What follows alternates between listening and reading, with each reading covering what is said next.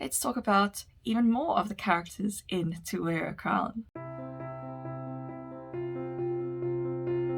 Hey guys, I'm Marlene and welcome back to my channel. So today we're going ahead and talking about some other characters in To Wear a Crown that I didn't get the chance to mention in part 1 of this video. So my debut novel, a political fantasy adventure for adults called To Wear a Crown, releases within this week on the 25th of May, and I am beyond excited to share the characters in the story with you. And for release week, because I'm so excited, I am releasing a video every single day. So To Wear a Crown is available for pre-order at the moment, and you can also enter my pre-order giveaway. The link is in the description box below. You will get the first 3 chapters of To Wear a Crown straight to your inbox within 48 hours of entering, and then you could also stand a chance to win one of 3 grand prizes consisting of a signed paperback copy of To Wear a Crown, a character art print, and one of 3 bookmarks. And then this is the back of the bookmark. So yeah, pre-order and enter that giveaway. It obviously closes on the 25th of May, so you have to get on that. And now, without further ado, let's dive into some of the other characters in To Wear a Crown. First up is Christian Damier. Christian is another candidate in the election, but his family, this is the first year that his family is able to run for the election, and so he hasn't had all of the rubbing shoulders with the elites and the political training and stuff that all of the others have, and is really a very down-to-earth person. He comes from his family farm, and he has a big, happy, loud, rowdy family, and he is not used to the politics and the luxury and the aristocracy of running in the election and being on Goldwinger Crest. But he is friends with one of the other candidates, Daniel, which we'll talk about later in this video. And so Daniel really does help him kind of get into this very flashy and strange new world. Christian is very practical and robust and funny and friendly. He has just this open, enveloping personality that really makes you like him right off the bat. And he has some of his own secrets that will come out later in the story. And yeah, I can't really tell you more than that because it'll be spoilers, but yeah, Christian is a great character, and he really becomes quite close with Staella and Markham and Lida. Next character is Zandi Corvette. So Zandi is Emil and Yathan, who's the current High Ruler's little sister.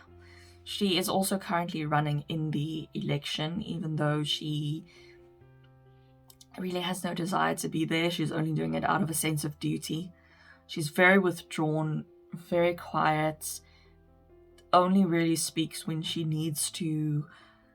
No one really knows her story and what's going on there. She only appears in her public appearances and says exactly what she needs to say and then retreats again. But Zandi is the holder of some pretty powerful family secrets and political secrets, and she's had to hold on to them since she was a little girl.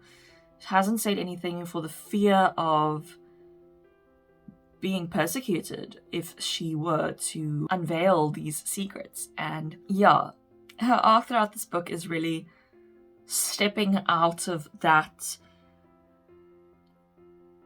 seen and not heard role and telling people all the things that she knows, and to stop being afraid and just cowering in the corner, knowing all of these powerful secrets and doing nothing with them.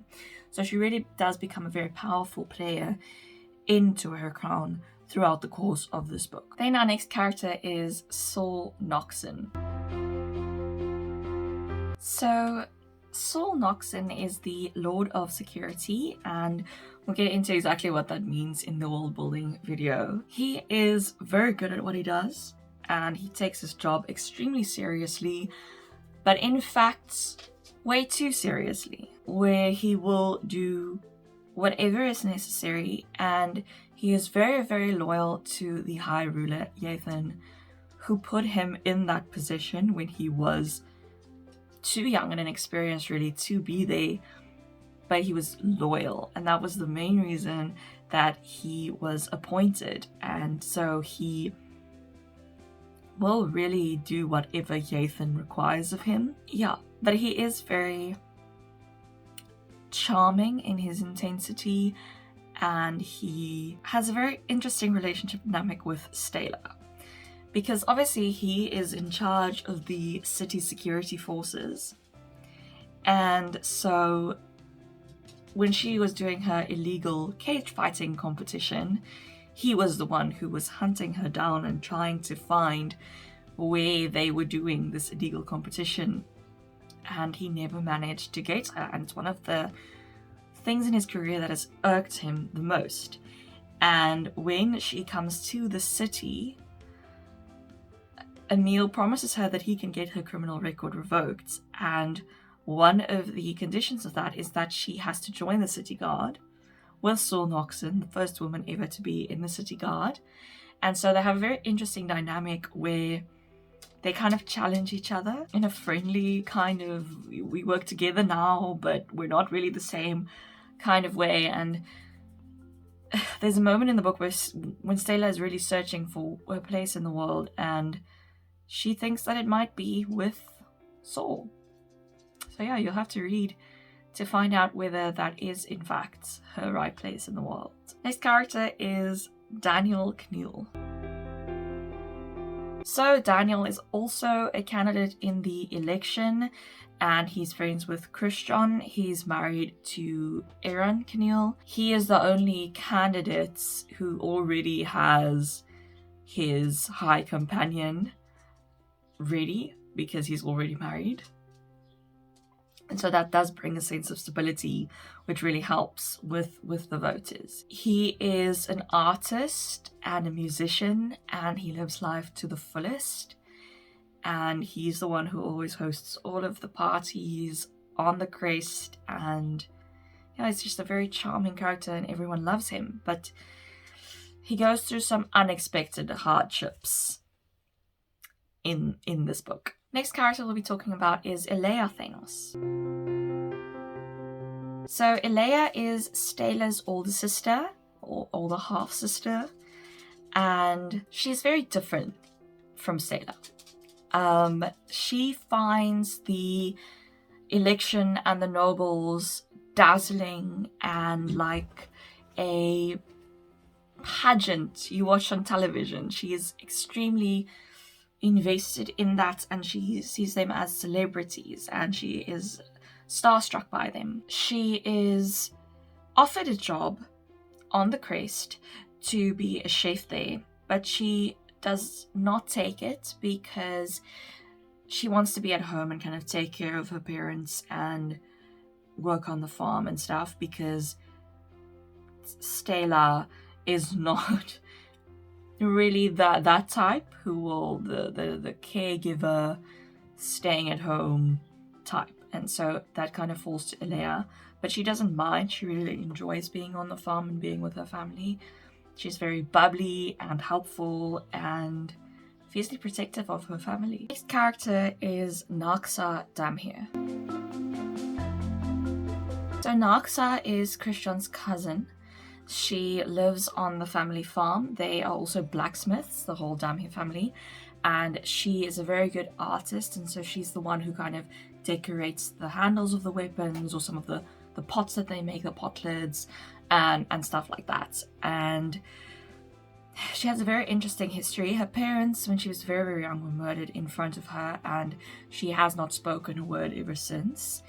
She used to be a spy for the previous Lord of Security, and when he died, she went back to the family farm and kind of does just her own thing in her art. And Turns out Markham and Christian kind of need her help later in the book. She's pretty reluctant to get back into it because it was a very dangerous thing and some people were killed that she worked with. And yeah, this is my facial expression because I can't tell you what really happened yet because it is spoilers. But yeah, and so Naxa becomes a big part of the story after that, when she joins Christian and Markham on an important mission, and later in the rest of the book also.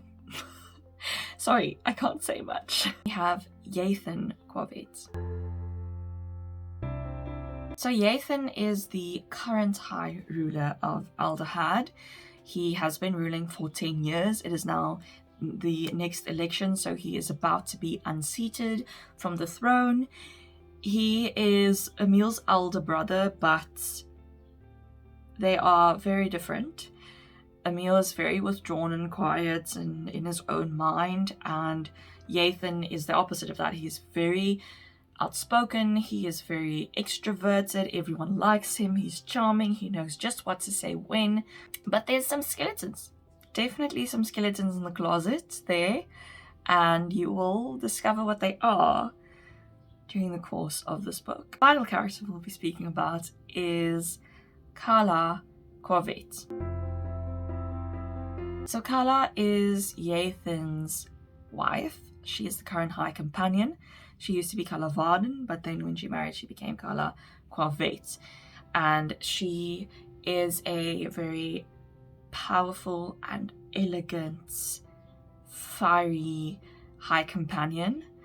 And her role in the book, in the story, doesn't really come to the fore until quite late in the book, but she has been playing quite a significant role that no one really knew about. And that is basically all I can say because most of her situation is spoilery. So yeah, that's it. Those are some of the most important characters from To Wear a Crown in part 1 and now part 2 of this character video. I am super excited to share these characters' stories with you and just their personalities. I really managed to get into the head and the aura of all of them, and I really enjoyed writing for all of them, and I hope that you will enjoy reading about all of them. So yeah, remember that To Wear a Crown is available for pre-order and to enter the pre-order giveaway, and it's so close.